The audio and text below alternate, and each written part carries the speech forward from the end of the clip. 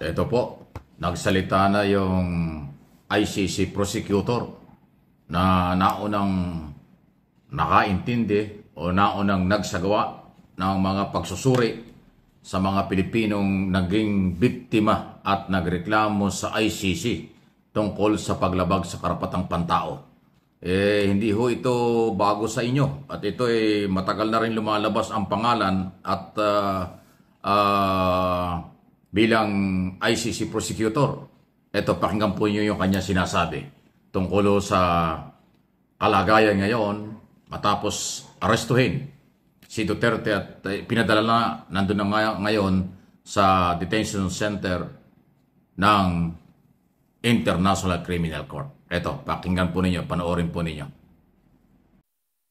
Well, the arrest of the former president of the Philippines, Mr. Rodrigo Roa Duterte, is an important moment. The office has been investigating the situation of the Philippines for some time in relation to the so-called war on drugs. Last month, under the supervision of Deputy Prosecutor Manjay Niang, the team submitted a warrant application to the judges of the pre-trial chamber. The judges have issued that warrant, and it's been executed. And in issuing the warrant, the judges have found reasonable grounds to believe that Mr. Duterte has committed the crime of murder as the founder, as the head of the so-called Davao Death Squad, as the mayor of Davao City, and then later as the president of the Philippines between 2011 and 2019. And I think it's important to show that the office has been working with communities, with states, with international organizations, with other partners to make sure that the investigation could be focused and could move as effectively as possible. And the fact that it's been executed is important to victims. It means a lot, I think, to victims. That's the feedback we've already received. And many say that international law is not as strong as we want, and I agree with that. But as I also repeatedly emphasize, international law is not as weak. Flashback. You know, you want me bring me to fine International Criminal Court? Gladly. Gladly. And if they say that I'd go to jail, I'll rot in jail. Wala kayong problema. Yan ang pagkakamali ni Digong. Minaliit po niya ang ICC. Akala niya ang ICC ay wala pong kapangyarihan over us dahil nga tayo po ay kumalas na noong pong 2017. Hindi niya alam, diba, na napakamakapangyarihan ng ICC dahil meron po itong mga galamay like the Interpol. Meron po siyang kapangyarihan sa Interpol na utusan para hulihin ang mga wanted sa iba't ibang lugar dito sa ating mundo, sa iba't ibang bansa. Kaya po, 'di ba, nagkamali si Digong ng pangmamaliit sa ICC. O tama yung sinabi ng nitong ano po ng ICC itong si Dr. Mr. Khan. Na kung yung iba ay iniisip na mahina ang ICC, nagkakamali sila dahil katulad nito si Digong nasampulan na. At isa pa, ito po ang pinakamalaking pagkakamali ni Digong. Nung siya ay presidente, minaliit niya ang ating Panginoon. Napakarami niya sinabing hindi maganda laban sa ating Panginoon. Kaya po, 'di ba, lahat ng mga paglaban sa ating Panginoon may consequence yan. Lahat ng mga pagkakamali mo sa Panginoon, may kapalit yan, may consequence, pagbabayaran mo yan. Malaking kasalanan yan. Ang akala ni Digong, joke lang yan. Ang akala ni Digong, for entertainment purposes lang yan. Pero hindi po ganoon tumatakbo ang mga pangyayari. May tadhana. Andiyan ang tadhana para bigyan ka ng leksyon. So, ito po yung video. Paano ka maka-retreat na yung Diyos mo pinako sa krus? Napakawala ng bilib. Ako ang Diyos tapos ipako mo ako. Putang ina. Sabihin ko, lightning, ubusin mo ito, sunugin mo lahat ng mga irehis. Who is this stupid God? Stupido talaga itong putang akong ganun. At huwag kayong matakot mamatay. Ako ang bahala sa inyo. Sa bagay, iilan lang dito ang magpunta sa langit. Karamihan dito, impyerno yan. Diba? Yan ang katibayan na huwag mong pagsasalitaan ng hindi maganda ang Panginoon. Actually, hindi naman kailangan ni Digong na magsalita ng ganon, di ba? Hindi naman siya, kumbaga, under sa napakalaking problema. Siya nga ang presidente, di ba? Nagagawa niya ang lahat. Blessing sa kanya na siya ay maging presidente. Pero ano ang ipinalit niya? Di ba, ang gobyerno ay ginagabayan niya ng Diyos. Ang lahat ng nangyayari sa tao ay binibigay yan ng Diyos. Tapos ngayon, after kang bigyan ng napakalaking blessing, mumurahin mo ang Panginoon? Di ba? Napakalaking kasalanan po niyan at ngayon pinagbabayaran niyan ni Digong. Kaya eto, aral na to. Hindi lang sa kay Digong, kung hindi sa lahat. Sa lahat ng tao dito sa mundo. Na kahit ano pa ang iyong relihiyon, huwag na huwag mong pagsasalitaan ang inyong Diyos. Di ba? Yun lang po yun. Naku nagiging pastor ako ngayon kasi medyo kumbaga parang alam niyo yung para akong kinurot, para akong nagising sa katotohanan na napakasama po pala talaga. Nahamunin, pagsalitaan ng hindi maganda, at gawing katatawanan ang ating Diyos, di ba? Ito na yun, pinaparusahan na ng langit si Digong. So ito po ulit yung video ni Sir Mike Abe. Iyon, no? So malinaw ang sinasabi. Base sa kanyang pagkakaalam at dokumento, nakuha niyang impormasyon, nakuhalap nilang impormasyon, meron hong mga nag-aakusa, may mga nangyari at kaya nga magkakaroon ng trial. Pero lumalabas pala doon sa kanilang na-monitor at tinanggap na mga impormasyon at complaint o reklamo ay mula pa ng mayor ng Davao City, ang dating Pangulong Duterte. Doon nagsimula yung DDS na tinatawag, Death Squad. Kasama pala yun. So mula nung mayor siya at nung siya ay naging presidente ng 2016 hanggang 2022, yung mga record na yan ay nakuha ng ICC na may kaakibat na mga reklamo na ipinail, complain ang mga Pilipino na naging biktima umano. So ayan po, medyo mabigat. Pero yung fair trial, mangyayari daw yan. Ibibigay ang lahat ng karapatan at panahon para kay dating Pangulong Duterte na ipagtanggol ang kanyang sarili. Pero marami pong nakalap na palang impormasyon at mga dokumento at ebidensya ang ICC. Yan po ay galing mismo kay Mr. Khan. Si Mr. Khan ay ICC prosecutor. Okay? Yan po yung personalidad niya dyan sa kasong ito. Kaya meron siyang authority, meron siyang personalidad, meron siyang impormasyon, meron siyang karapatan na ganyan ang kanya sabihin. Pero ang maganda dito, tinitiyak niya na magiging parehas at ibibigay ang lahat ng pagkakataon. So matinding labanan ito ng mga abogado, ng mga ebidensya at testigo sa lalong madaling panahon na magkakaroon ng trial. Kung kailan matatapos, hindi natin alam yan. At iyon ang pinakamalaking swerte ni Digong. Siya ay haharap pa sa husgado. Mabibigyan pa ng pagkakataon na ipagtanggol pasinungalingan ang mga ebidensya laban sa kanya. Hindi katulad ng mga naging biktima po ng EJK na talaga namang wala ng pag-asa na makabalik pa dito sa ating mundo para ipaglaban ang kanilang mga buhay. Kaya nga po ang ginagawa ngayon ng mga DDEBs ay puro fake news, puro disinformation. Yan po ang pinapalaganap nila. Puro katulad nun, merong mga video dyan na lumalabas na sinasabing binasura na daw ng ICC ang kaso ni Digong. Meron po dyan mga lumalabas na sinasabi si Trump daw ay tutulungan si Digong at kapag hindi daw inirelease ng ICC etong si Digong ay kung ano-ano daw ang gagawin ni Trump, diba? Yan po yung mga fake news na kanilang ilalabas. Kasi nga po sa usaping legal, sa usaping katotohanan, realidad, talong-talo po sila. Hindi na nga ako magtataka hanggang doon po sa dahig ay meron pong gumagawa ng fake news. Meron pong gumagawa ng disinformation at mismong sa loob pa po ng ICC ito ginagawa. Loob pa mismo ng ICC. Etong si Miguel Dea, panoorin po ninyo itong video.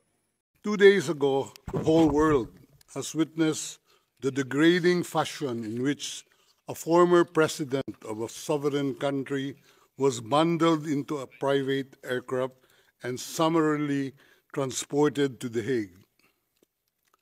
To us lawyers, this would be called an extrajudicial rendition. To the less legally inclined, it was a pure and simple kidnapping. Di ba? Pinapalabas nitong si Miguel Dea na kinidnap daw si Digong. Meron bang kinidnap na tumagal pa ng 12 oras doon sa Villamor Air Base? Meron bang kinidnap na binibigyan pa ng pagkain at inumin? Meron bang kinidnap na nakikipag-selfie pa sa loob ng eroplano? Meron bang kinidnap na chinecheck pa kung ito ay maganda ang kalusugan, kung ito ay nasa bingit ng alanganin? Meron bang ganong kinidnap?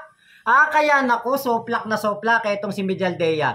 Diba? Gusto nilang ma-delay ang hearing dito kaya Digong. Hayan, September ulit magkakaroon ng hearing. Di ngayon, ano ang nangyari? Sa halip na mapabilis ang trial, naku po, magtatagal pa.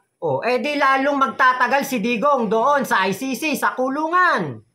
Ito pa isa, soplak na soplak. Doon po, sa local media ng Netherlands. Yung isa nating kababayan na gumagawa ng fake news. What is it for? We're Dutch media. I'm wondering why are you here today?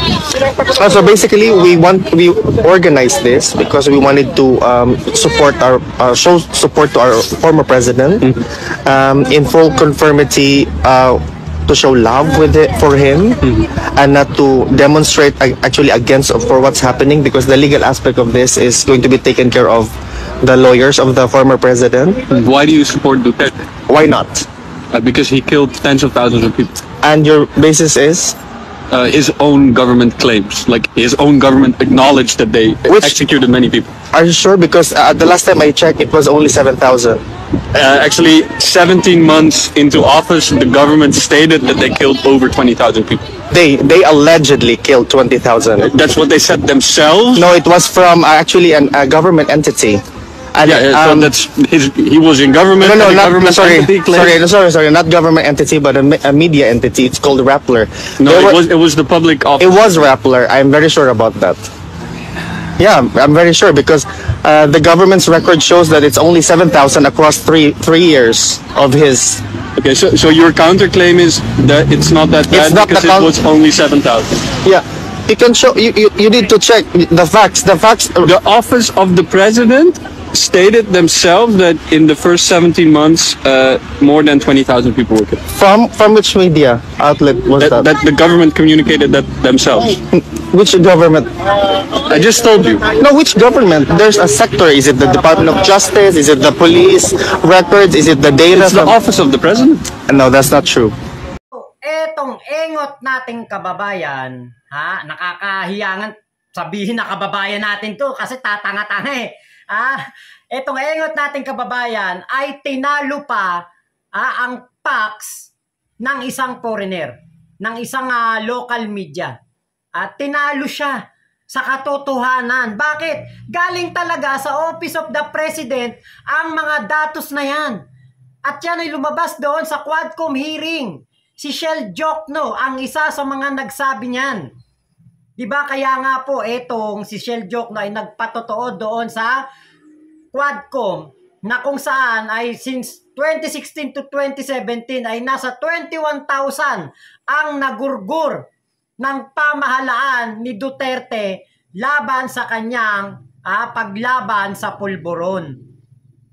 Hindi po totoo na galing sa Rappler to. Galing ito mismo sa Office of the President at Pinagmamayabang ito ni Digong na isang accomplishment.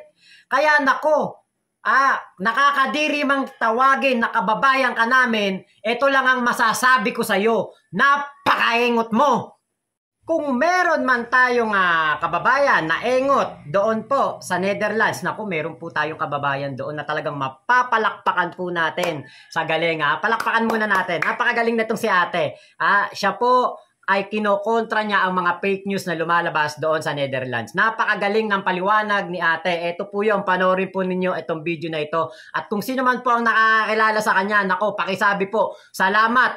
At talagang proud na proud ako na meron po tayong kababayan na nasa Netherlands na hindi po nagpapalaganap ng fake news. Saludo po ako sa iyo, ate. Ito po yung video niya. Today, enjoying this small protest. Well, we heard about Duterte being arrested.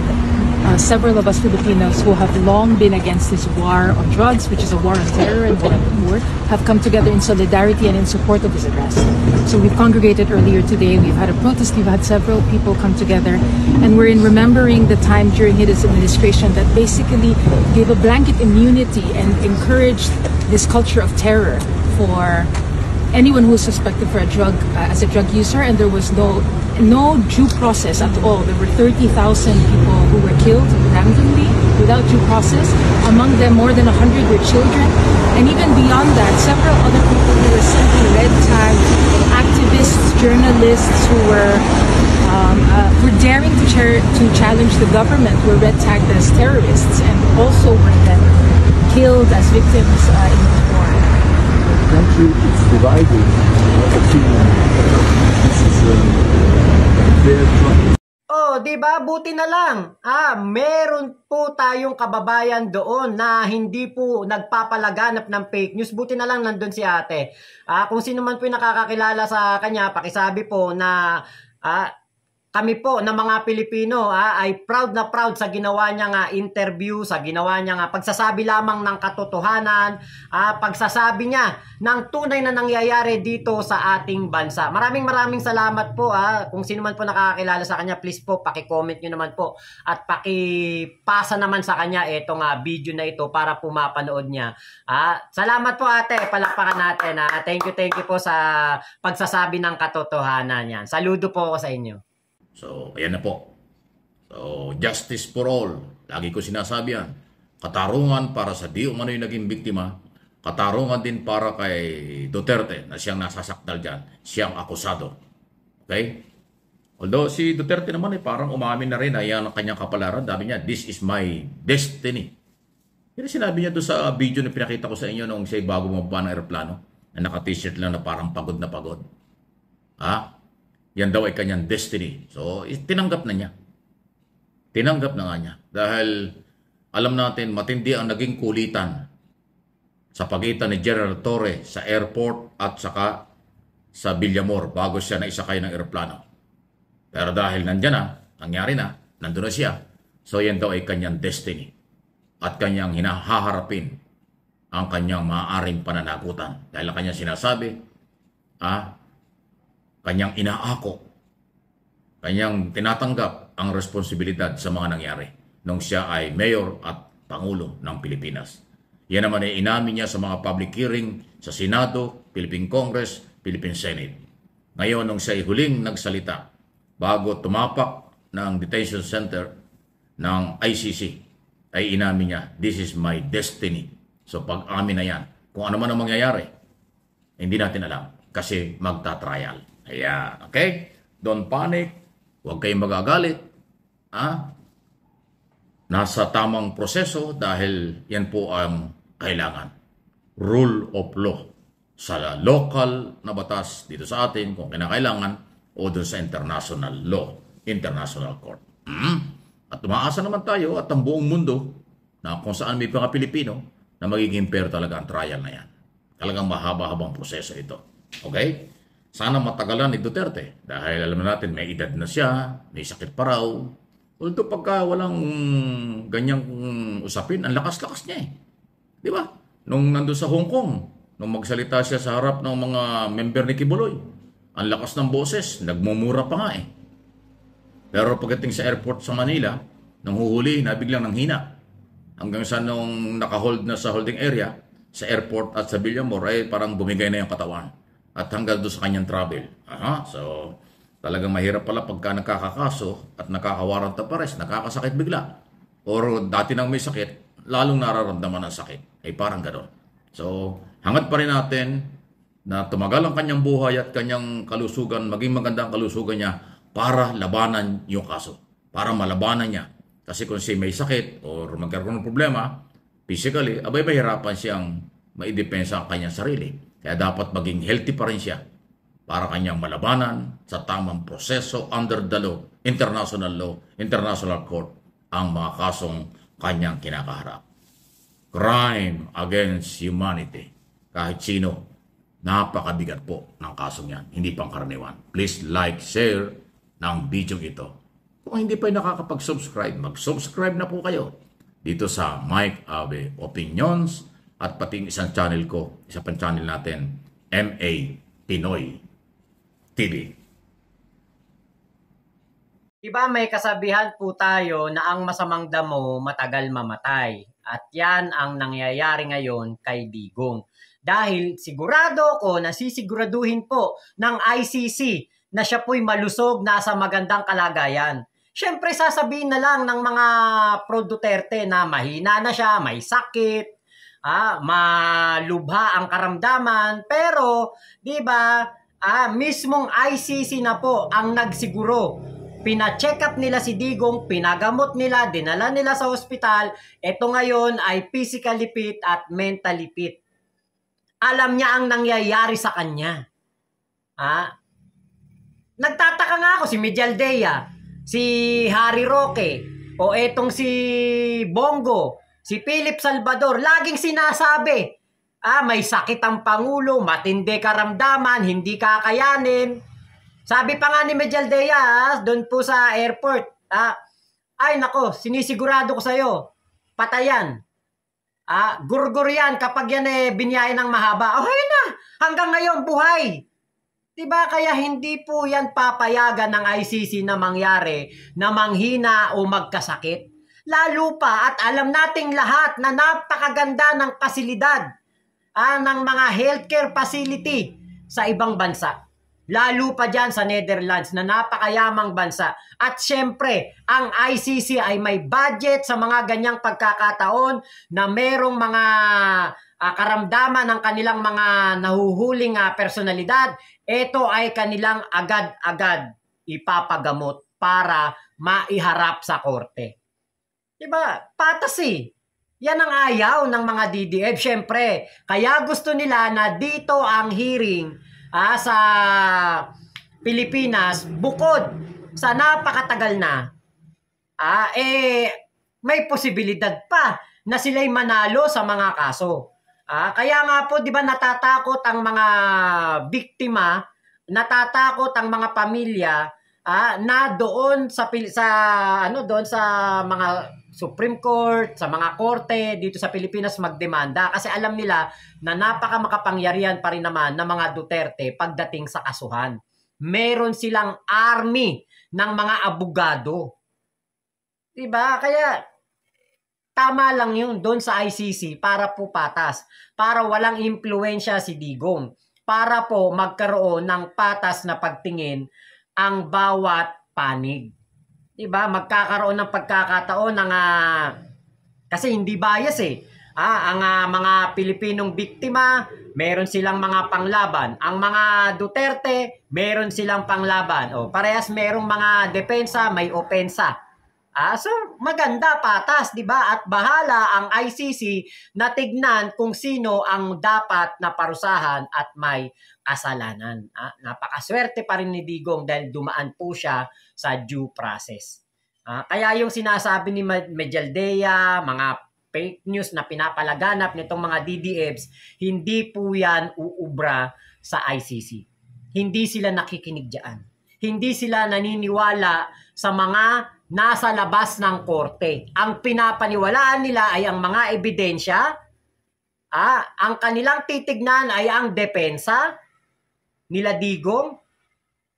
Yan ang kanilang titignan, hindi ang mga fake news nyo.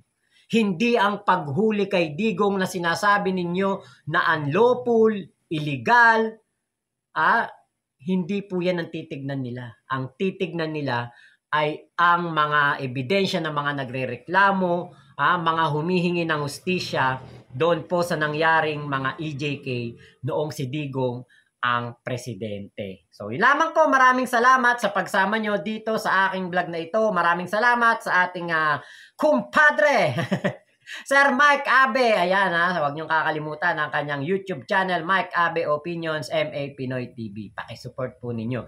Huwag niyong hahayaan na hindi niyo masupport si Sir Mike Abe dahil ito po real talk at hindi nagpapalaganap ng fake news. At syempre kasama na rin ang ating mga tropa pips na mga vloggers na mga pro-admin. Ingat po kayo. Mama Chup Chup, love you, love you. God bless us all. Pilipinas. God first!